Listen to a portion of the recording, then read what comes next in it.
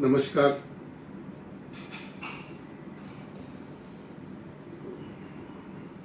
आज आप लोगों के बीच में फिर से लाइव हूं। पिछले एक महीने से विधानसभा के सत्र में हम लोग बिजी थे और मैंने विधानसभा में लगभग 51 मामले रेज किए। कुछ को विधानसभा के पटल पे रखा और बाकी सब जो है क्वेश्चन के माध्यम से, निवेदन के माध्यम से या अन्य माध्यमों से विधानसभा के प्लेटफॉर्म पे रखने का काम हम लोगों ने किया।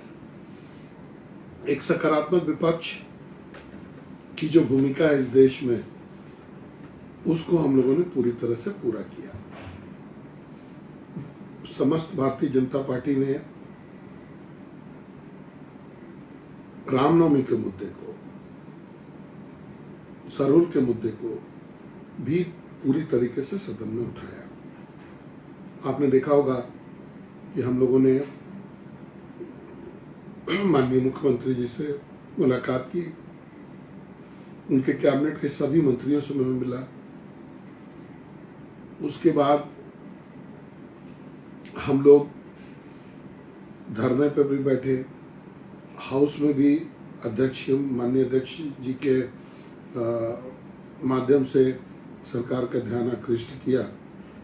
सरकार से एक पॉजिटिव फील भी मिला कि हम लोग जो है अनुमति देंगे।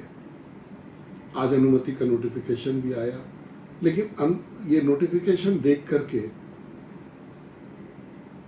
एक बात मेरे जहन में आया कि ये जो कहावत है कि चोर चोरी से जाएगा, हेरा फेरी से कभी नहीं जाएगा, ये एकदम बिल्कुल आश्चर्यतार्थ हो गया। देखिए, इन्होंने परमिशन दिया भी, लेकिन इस परमिशन को पहले आपको इसको ये समझना पड़ेगा कि ये परमिशन हुआ क्या है। इन्होंने कोविड एक्ट में जो जब 22 फरवरी को पिछला संशोधन हुआ था, उसी जगह को जाकर के उसी सेक्शन में उसका अमेंडमेंट किया है कि पैराग्राफ 6 को अमेंड करते हुए ये चीजें जोड़ी जाएंगी उसमें। अब इन्होंने जोड़ा क्या उसमें? पहला, भाई 100 लोग रहेंगे एक ग्रुप में, ठीक है, एक क्लब में 100 लोग डिसेंट इनफ है, उसमें हमको कोई आपत्ति नहीं है। इन्होंने सरूल को देखते हुए ये भी कहा कि अगर एक जुलूस जो है सब एक जगह पर जा रहा हो तो वहां पर अधिकतम संख्या लोगों की 1000 होगी। ये भी बहुत कोई बुराई वाला विषय नहीं है। इन्होंने ये भी कहा कि मास्क है और 2 गज दूरी और कोविड का जो प्रोटोकॉल है ये भी पूरा करना पड़ेगा, इसमें भी हमको कोई आपत्ति नहीं है। लेकिन इनके जो 2 अन्य जो इन्होंने बातें, चीजें जोड़ी, एक कि जो धार्मिक जुलूस है उसको अधिकतम 6 बजे तक अनुमति दी जाएगी। अब क्या रात में अगर जुलूस रहेगा तो उससे कोरोना नहीं बढ़ेगा क्या? आज एक भी एक्टिव केस हजारीबाग में नहीं है, तो ये कोरोना एक दूसरे से फैलेगा कैसे? ये भी सोचने योग्य बात है। दूसरा है कि अगर आप हजारीबाग के रामनवमी के स्वरूप को देखेंगे तो हजारीबाग के रामनवमी का शुरुआत नवमी के दिन में थोड़ा अपने इलाकों में ये घूमता है, रात में 9-10 बजे निकलता है, 2-3 बजे तक ये समापन हो जाती है इसकी। और दसवीं के दिन ये 6-7 बजे से जो निकलता है, और जब तक पूरा रूट को ये फॉलो ना कर ले तब तक इसका विसर्जन नहीं होता, ये जुलूस वापस नहीं जाता है। और अमूमन हम लोगों ने देखा है कि लगभग जो है ये 24 घंटा से लेकर के 30 घंटा तक जुलूस, कभी कभी 36 घंटा तक भी ये जुलूस देखने को हम लोगों को मिला है। तो आप अगर रात में अनुमति नहीं देंगे, रात में आप रोक देंगे, तो हजारीबाग में तो जुलूस संभव ही नहीं है। जो इस जुलूस की भव्यता है, लोग जो सजावट करते हैं वो लाइट के माध्यम से ही झांकियों को और आकर्षक बनाते हैं और तभी लोग इसको देखते हैं। तो ये आपने एक तरीके से परमिशन दिया भी और नहीं भी दिया। दूसरा, जो आपने एक अन्य आपत्तिजनक क्लॉज इसमें आपने जोड़ा कि भाई कोई प्री रिकॉर्डेड, पहले से रिकॉर्ड किया हुआ कोई भी चीज हम नहीं बजा सकते और डीजे हम नहीं बजा सकते। मतलब अगर कोई हम पहले से रिकॉर्डिंग किया हुआ कोई गाना है, कोई धार्मिक चीज है या कोई भी बात है, उसको हम नहीं बजा सकते। तो क्या ये लोग ये उम्मीद करते हैं कि जुलूस के समय में कोई माइक लेकर के कोई जो है गाना गाता रहेगा या कोई भजन गाता रहेगा। ये हमारे मंदिरों में भी ये परंपरा है कि भाई कोई कैसेट लगा देते हैं हम लोग, और कैसेट का जो है वो रिसाइटल चलते रहता है। कई एक ऑफिस में आप जाएंगे तो देखेंगे श्री राम का चैंट जो है, श्री राम जय जय श्री राम, इस तरीके का वो कंटिन्यूसली बजते रहता है। अगर ऐसे प्रोहिबिटरी ऑर्डर्स हों जैसा झारखंड सरकार ने अभी जारी किया है, तो क्या ऐसे में हम लोगों को अपने ऑफिस में एक आदमी बैठा के रखना पड़ेगा जो कि गाते रहेगा लाइव? तो ये बिल्कुल ही एक सुनियोजित ये जो है एक षड्यंत्र है हजारीबाग के रामनवमी को डिस्टर्ब करने के लिए।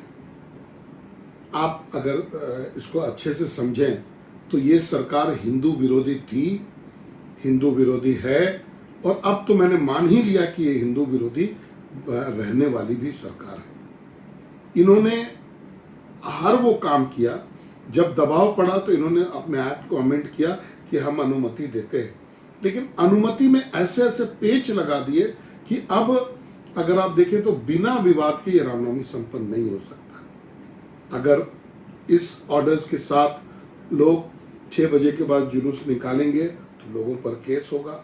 जो डीजे वाले अपना डीजे का सामान देंगे, जिस गाड़ी पे ये डीजे बंधा रहेगा, कि जो इसके साउंड बॉक्सेस बंधे रहेंगे, उसको जब्त करने की कार्रवाई की जा सकती है, उन पे केसेस करने का कार्रवाई किया जा सकता है।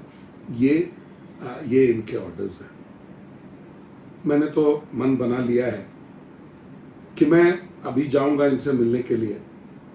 पहले मैं माननीय चीफ सेक्रेटरी महोदय से मिलूंगा।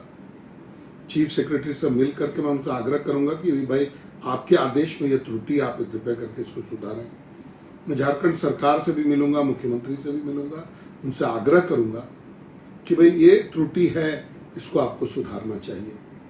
अगर इसके बाद भी ये लोग नहीं माने या इन्होंने आनाकानी करने की कोशिश की तो मैं आपको वचनबद्ध हूं कि इस लड़ाई को मैं लेकर के हाई कोर्ट भी जाने वाला हूं, और साथ ही साथ जनता के साथ में मैं हजारीबाग की सड़कों पर उतर करके इसका पूरी तरह से इसका प्रतिकार करूंगा, इसका विरोध करूंगा। मैं आमंत्रित करता हूं हर हिंदू जिसके दिल में रामनवमी के लिए कोई भी जज्बा हो, हिंदुत्व के लिए जिसके मन में दीपक जलता हो, वो सामने आए और एक लोकतांत्रिक तरीके से पहले हम लोग इनको अवसर देंगे कि आप अपने ऑर्डर्स को चेंज कीजिए। आपसे अगर गलती हो गई है या आपने रियलाइज नहीं किया तो आज आप इसको करेक्ट कीजिए और हम लोग को आदेश दीजिए, हम लोग रामनवमी अपना उठाएंगे। लेकिन अगर उसके हम लोगों के देने के बाद भी लोग नहीं माने तो हम लोग सड़कों पर उतर करके और हाई कोर्ट जा करके इनके ऑर्डर को कंटेस्ट करेंगे और इनका प्रतिकार करेंगे।